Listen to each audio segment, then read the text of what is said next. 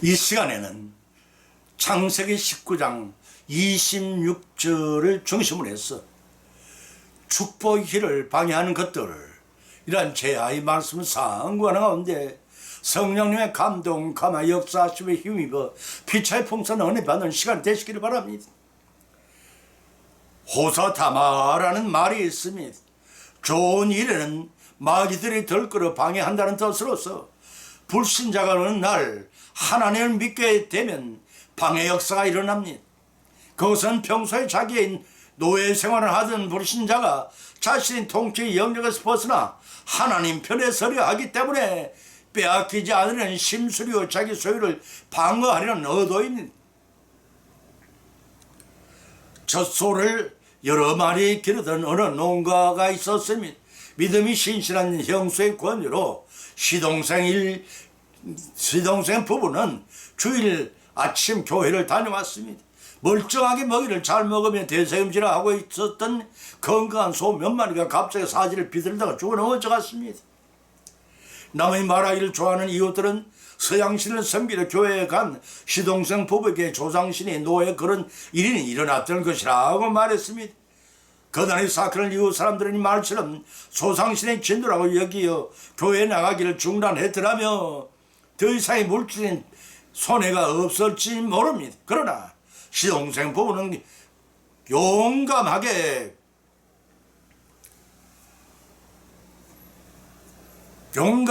다음 주일도 교회에 나가 더욱 하나님의 섬기는 열심을 더 해갔습니다. 그랬더니 더 이상 아무 사고도 없고 마침내 하나님의 축복을 받아 젖수가 2배로 늘어나고 교회 장로 직분까지 맡게 되었으며 지방의원 선거에 선출되는 등 모든 하는 일에 풍성한 결실이 넘치게 하셨습니다.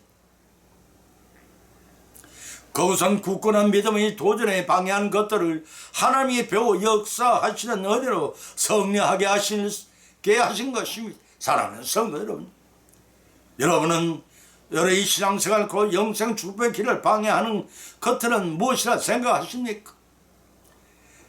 그것들은 호시탐탐 우리 사탄이 우리 생활 배후에 실족하도록 우리 자신의 탐욕을 부채질에 발생하게 만듭니다.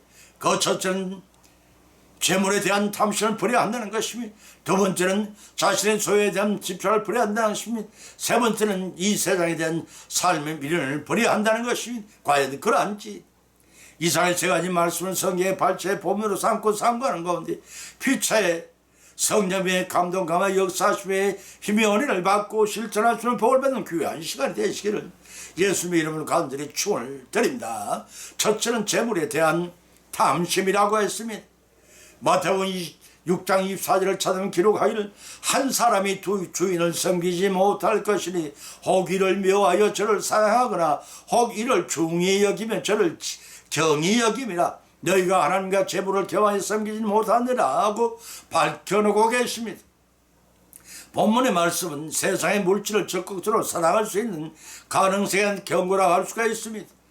물질은 많을수록 편리하고 윤택한 삶을 제공합니다. 그 물질은 육신 중심의 세상의 삶을 위해 주는 것이 결코 아닙니다. 하나님이 천국 생활에 필요한 일을 성취하는데 사용하라고 주신 필요한 것들입니다. 미국의 베일 대학의 총장직과 텍사스 주지사를 역임했던 패트 네프씨는 이러한 고백을 한 적이 있습니다. 나는 일생 동안에 하늘의 보물을 쌓아야 한다고 들었습니다. 그러나 어떻게 해야 천국의 보물을 쌓을 수 있는지에 대해서는 듣지를 못했습니다. 그래서 스스로 그 길을 찾았는데 그 유일한 방법은 바로 그 보물을 하늘나라에 보내는 어떤 것에 투자하는 것이었습니다. 라고 비력한 바가 있습니다. 사랑하는 성도 여러분, 여러분의 보물은 어떠하신지요? 잠언서 3장 7절 9절의 말씀을 보면 내가 2가지 일을 주께 구하겠사오니 나의 죽기 전에 주시옵소서. 곧 허탄과 거짓말을 내게서 멀리하옵시며 나로 가난하기도 마옵시고 부하기도 마옵시고 오직 필요한 양식을 나에게 먹이시옵소서. 혹 내가 배불러서 하나님 모른다 여호와가 누구냐 할까 하며 혹 내가 가난에 도둑질하고 하나님의 이름을 욕되게 할까 두려워함이니이다 라고 신앙 고백이 기록되어 있습니다. 지나치게 가난한 것도 남의 것을 훔치는 동기부여를 낳지만 지나친 소유욕은 수전으로 만들어 남에게 피해를 입힙니다. 그뿐 아니라 자신의 욕심과 영혼마저 타락하여 병들게 만드는 필요악임을 아셔야 합니다. 그래서 성경은 우리에게 돈은 일만 나의 뿌리라고 가르치고 있는 것입니다. 각 사람에게 필요한 물질을 주시는 것은 100년도 못다 사는 이 땅의 삶을 위해 비추가라고 주신 것이 결코 아닙니다. 천년의 하루 같은 천국에서의 영생을 누릴 훈련 과정을 이수하는 데 필요한 것들입니다. 땅에서만 사용하라고 주시는 것이기 때문에 그것들은 천국에 가져갈 수 없고 가져가봤자 아무 사용하지도 못하는 무용지물에 불과한 것들입니다. 본문의 말씀 앞절에서 언급한 재물을 하늘과 땅 중에 어디에 쌓을 것이냐는 문제를 한 걸음 더 나아가 하나님과 물질 중에 어느 쪽을 주인으로 섬길 것이냐로 발전시켜 말씀입니다. 한 사람이 두 주인을 겸하여 섬길 수 없다는 자연스러운 사실을 통하여 모든 사람은 하나님과 재물 중에 한 주인을 선택해야 할 기로의 예수를 보여줍니다.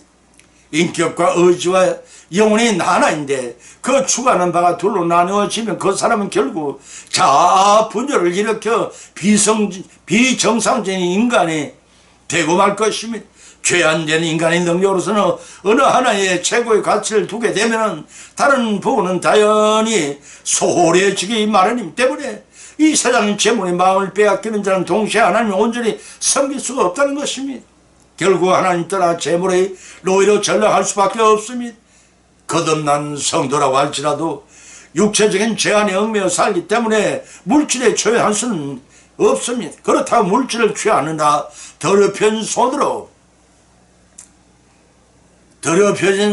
손으로 하늘나라를 위한 봉사에 참여할 수도 없습니다. 만약 이 양자를 경하는 자가 있다면 그는 하나님과 자신을 동시에 속이는 위선자일 뿐입니다. 그런 까닭에 예수님께서는 두 주인을 섬기지 못한다는 불가능을 역설하신 것입니다. 따라서 모든 사람은 하나님과 재물 중에서 한 주인을 선택해야만 하는 것입니다. 하나님을 선택하여 주인으로 모신 자는 재물을 포기하여 하나님의 뜻에 따라 천국 창고에 보물을 쌓는 삶을 살아야 하고, 재물을 주인으로 섬기는 자는 하나님의 구원을 포기해야 합니다. 그렇다고 성도들이 이 세상의 모든 재물과 소유와 질서를 부정하고 문화 파괴적인 금욕주의자가 되라는 것은 결코 아닙니다. 정결을 쏟기보다 최고의 가치, 영생 추구에 힘쓰는 것입니다. 인생의 최고의 가치가 무엇인지를 직시하고 부차적인 것에 온전히는 쏟기보다 최고의 가치, 영생 추구에 힘쓰는 것입니다. 동시에 부차적인 것들은 천국 백성으로 만들어져가는 훈련받는 과정에 필요에 따라 주시는 것을 믿고 행하는 것입니다. 다시 말해서 재물은 죄악시 여기라는 뜻이 아니라 단지 삶의 절대 가치를 하나님께 두라는 것입니다. 그 외의 것들은 하나님이 섬기는 일에 방해가 된다면 그 무엇이든지 가감히 버려야 한다는 뜻이기도 합니다. 이제 영생 축복의 길에 방해되는 것이 무엇이가 자명했습니까? 그것은 물질에 대한 우리의 탐심입니다.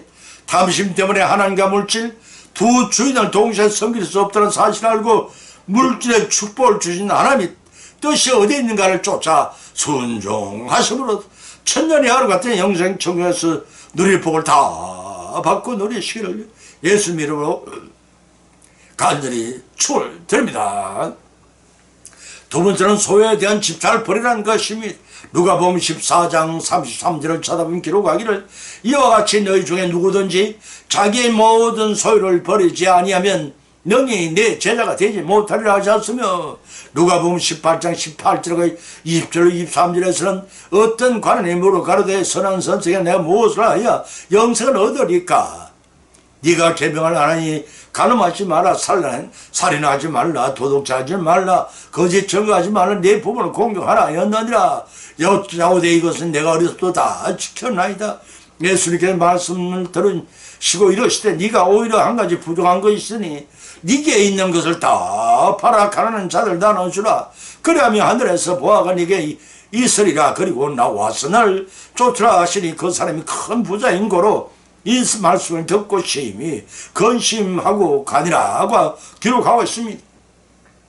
누가복음 14장 33절의 말씀은 맛을 잃은 소금이 비로소 제자가 되려는 자의 헌신과 희생을 교훈하고 있으니 마태복음 5장 13절에도 같은 말씀이 기록되어 있으면 3절 10절 짠맛을 내지 못하는 소금이 아무 가치가 없어 버려지는 것처럼 희생과 헌신을 보이지 않은 제자 역시 주님이 참된 제자가 되지 못하고 사람이 조롱거리가 될 뻔입니다. 이사의 본문을 통해서 우리는 세 가지 교훈을 받게 된 첫째는 진정한 성도가 되려면 그리스도를 위해 내가 가진 것을 포기할 줄 아는 훈련을 쌓아나가야 한다는 것입니다. 두 번째는 명목상의 그리스찬이 아니라 참된 주님의 제자가 되려면 예전의 세상적인 가치관과 태도, 돈, 명예, 이기적인 사랑을 하던 모습을 버리고 예수님의 인격을 담고 본받는 새로운 성품을 가지고 있는 모습이 요구됩니다.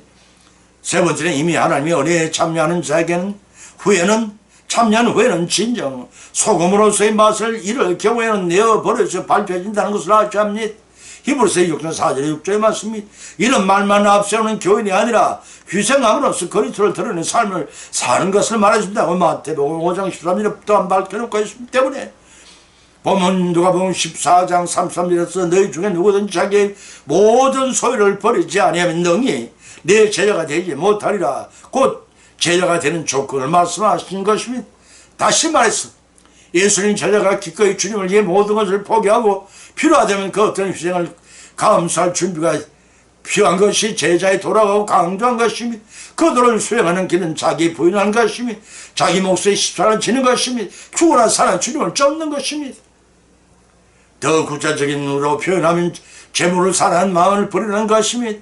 명예와 권세와 부귀 영화의 탐심을 포기하라는 것입니다. 순종의 자세를 취할 수 있도록 세상의 모든 것을 배선물로 여기고 소유를 다 팔아 가난한 자에게 나눠준 후에 주님을 쫓으라는 것입니다.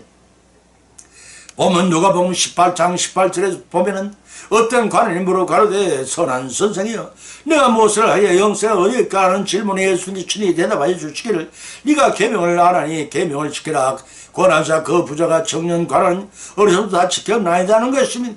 여기서 어려서부터 헬라어 네오테토스라는 말은 유대인들은 만 14가 되면 13세가 되면 법률을 율법을 감당할 수 있는 나이로 인정을 했기 때문에 부자 청년의 율법을 준수할 수 있는 어린 나이 때부터 모든 계명을 준수해오고 있다는 것입니다. 부자 청년의 확신에 잠깐만 예수님 본문 22절을 통해 네가 오히려 한 가지 부족한 것이 네게 무엇을 바라 가난한 자에게 나누어 준 후에 나를 쫓으라 하고 교훈하셨던 것입니다.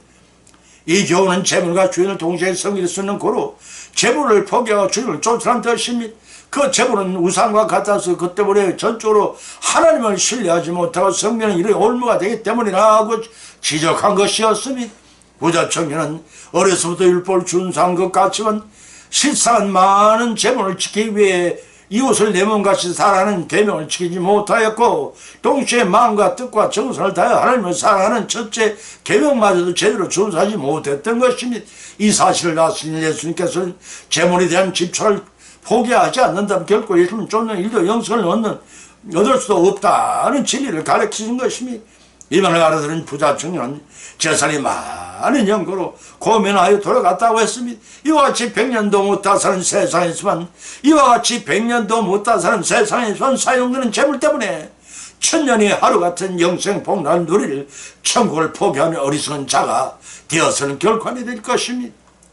이제 영생의 축복을 방해하는 것들이 무엇이냐 자명해서 그것은 자신의 소유에 대한 집착과 미련입니다. 부자 청년 같은 어리석은 자가 되지 말고 영생을 위해 우리의 소유 곧 재물과 인간 지식과 명예까지도 포기하고 우리의 모든 것을 투자하여 우리 목소리 십자가를 지고 주님을 쫓음으로써 온전한 영생권을 이루신 축복을 받고 다 누리시는 저와 여러분의 믿음 이 성량하는 생활이 되시기를 예수님 이름으로 간절히 축을 드립니다. 세 번째는 이 세상에 대한 미련 때문이라고 했습니다.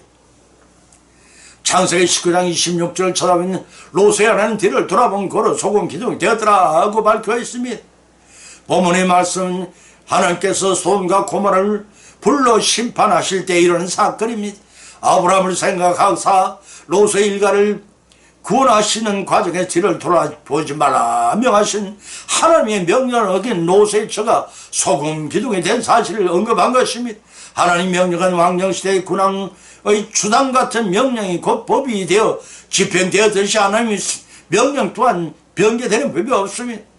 따먹으면 죽는다는 하나님의 검하신 선악과를 결코 따먹은 아담과 하와 부부에게 불순종의 대가로 육신의 죽음을 당해야 하는 저주를 받았습니다. 그 저주는 여자의 후손이신 예수님의 십자가 대속의 보혈을 지은 죄를 씻은 자마다 구원을 받게 하셨지만 회개할 줄 모르는 죄의 누적으로 지금도 영생을 멀리한 속죄 없는 죽음의 길을 죄인들은 계속해서 가고 있습니다.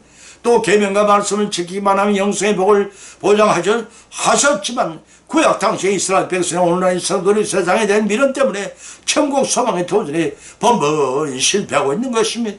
본문의 말씀의 배경은 이랍니다. 우르에서 하나님의 말씀에 의지해 갈 바를 알지 못하고 아브라함과 조카 롯 일족이 마침내 가나안 땅에 당도하였습니다. 그러나 두 사람 회양을 치는 목자들이 자주 다툼으로 아브라함이 롯에게 좌우에 펼쳐진 곳을 가리키며 서로 나누어 갖기로 마음먹고 먼저 선택권을 롯에게 주었습니다. 우선 보기에 좋은 땅을 선택한 롯은 육신적으로 풍요를 누렸지만 도덕적으로 영적으로 실패하고 말았습니다. 성도들의 삶은 바른 선택이 무엇인지를 극치로 제시해주고 있다고 하겠습니다. 다시 말해 성도들은 지금 당장은 만족하거나 즐거움을 줄지라도 결국 멸망과 실패를 가져둘 세속적인 삶을 선택할 것이 아니라는 것입니다. 비록 지금은 힘들고 고통스러울지라도 적극적으로 축복과 영원한 생명을 가져줄 하늘의 소망을 둔 삶을 선택해야 한다는 교훈입니다. 시편 119편 9절 11절의 말씀입니다. 그런데 오늘날의 사람 대부분의 교인들은 영생의 소망을 갈구하면서도 부자 청년처럼 롯의 아내처럼 세상을 향해 뒤돌아보는 미련 때문에 온전한 구원과 영생에 도달하지 못하고 파멸되고 말았습니다. 히브리서 11장 24절 20절을 찾아보면 믿음으로 모세는 성장한 바로의 공주의 아들의 칭언을 거절하여 도리어 하나님의 백성과 함께 고난을 받기를 잠시 죄악의 낙을 누리는 것보다 더 좋아하고 그리스도를 위하여 받는 능력을 예고의 모든 보화보다 더 큰 재물로 여겼으니 이는 상주신 이를 바라봄이라 하고 밝히고 놓고 있습니다. 이러한 모세처럼 세상의 모든 것을 버리고 상주신 하나님 바라보는 사람은 살아나기 위해 영생 축복을 방해되는 것들은 초기같이 포기할 줄도 알아야 한다는 것입니다. 수도가의 경운에 얼었던 어려움이 풀리고 햇살이 제법 따스하게 느껴진 초봄의 어느 날 나는 공연히 자리만 넓게 찾아가 있는 오래된 그릇들을 정량 생각으로 다락방에 올라갔습니다. 겉으로 악기는 물건들이 여기저기 쌓여있습니다. 그러나 윤기가 나는 새 그릇을 앞에 이제 캐캐 묵은 사기 그릇 따위는 아무짝에 쓸 수 없다는 걸 순간 깨달았습니다. 그 순간 그것들이 별 것이 아니구나 라고 떠올렸습니다. 남겨두곤 세상의 재물의 아까워 뒤를 돌아보다가 소금 기둥이 된 노쇠에 쳐 그자가 타락하고 버림받은 도시와 그 속의 재물의 미련을 가지던 것을 자신이 쓸모없는 물건의 미련을 보지 못하는 것과 다름없다는 생각에 미쳤습니다. 롯의 처가 못쓰게 된 과거보다 약속된 하나님 풍성한 재물을 내다볼 수 있는 눈을 가지고 있었다면 그녀도 구원을 받은 이스라엘 조상들의 바늘에 끼일 수 있었을 것입니다. 그러나 롯의 처가 소금 기둥이 된 것은 하나님께서 버리신 것에 예차를 두고 뒤돌아봤기 때문입니다. 무엇보다도 하나님의 말씀을 믿지 못하기 때문이었습니다. 결론은 하나님의 말씀을 무시했기 때문이었습니다. 우리 성도들의 마음이 어디로 향하고 살아가야 할 것인가를 제시해준 지침서를 알고 있습니다. 우리 역시 롯의 아내처럼 주춤거려 뒤를 돌아보는 적이 많았을 것입니다. 지금부터라도 하나님 앞에 지금부터라도 하나님 안에 거함으로써 다시는 과거 생활을 그리워하거나 아쉬워하지 말아야 합니다. 동시에 죄악된 구습과 세속적인 철권 등등을 향수해 주는 사람들을 주춤거려 뒤돌아보지 말았던 과거를 청산하십시다. 하나님께 내게 주신 더 새롭고 아름다운 곧 영생군의 약속을 보지 못하는 것을 고백하십니다. 이제부터라도 롯의 아내처럼 저주의 송곳이 기둥이 될 뻔한 나를 용서하시고 구원해 주신 하나님 은혜에 마땅히 감사 참여를 드리는 성도가 되어야 할 것입니다. 이제 영생의 축복의 길을 방해하는 것이 무엇인가 자명했습니다. 그것은 세상에 대한 미련과 재물에 대한 집착 때문입니다. 이것들을 가감히 버리고 천성을 향해 나아가지 않고 뒤를 보라보는 자는 결코 천성의 천국에, 소망의 천국에 들어갈 수가 없다는 사실을 깨달아야 합니다. 깨달은 진실 세상 것을 포기함으로써 천국에서 영생의 복락을 다 받고 누리시는 저와 여러분이 성령의 믿음 시간이 되시기를 예수님의 이름으로 간절히 축원드립니다. 결론을 맺습니다. 오늘의 본 말씀 상고하는 가운데 피자 믿음대로 은혜를 받았고 또한 세 가지 교훈을 받은 줄 압니다. 그 첫 번째는 영생 축복의 길을 방해하는 것들이 무엇이나 참여했을 것은 재물에 대한 탐심이라고 했습니다. 두 번째는 영생 축복에 방해하는 것들인 자신의 소유에 대한 집착이라고 했습니다. 세 번째는 영생 축복의 길을 방해하는 것들은 이 세상에 대한 삶에 대한 미련 때문이라고 했습니다. 이상한 세 가지 말씀을 교훈을 받은 것으로 거치지 마십니다. 영생 축복의 길을 방해하는 것들을 우리의 생활 가운데서 제거하고 받은 말씀을 적용케 하시는 성령 하나님의 역사하심에 힘입어 믿음이 성숙되기를 바랍니다. 그리하여 주님의 인격을 담고 봄마다 알곡으로 잘 익어져 주님으로부터 모두 주소는 영생 본來길을 모두 다 성취하여 누리시기를 예수님의 이름으로 간절히 축원을 드립니다. 찬송가 455장을 올리겠습니다.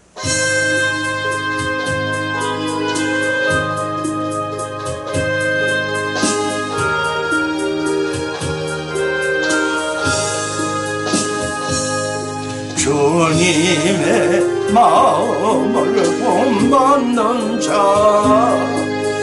그 마음의 평강이 찾아오면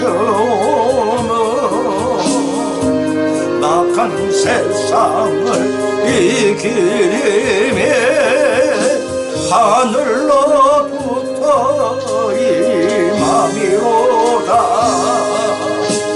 주님의 마음 본받아 살면서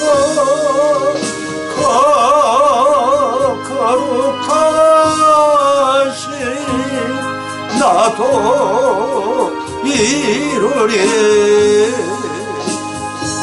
주님 모습 내 눈에 안 보이며 그 음성 내 귀에 안 들려도 내 영혼 날마다 주님 만나 신령한 말씀 늘 배우도다. 주님의 마음 본받아 살면서 거룩하신 나도 이루리.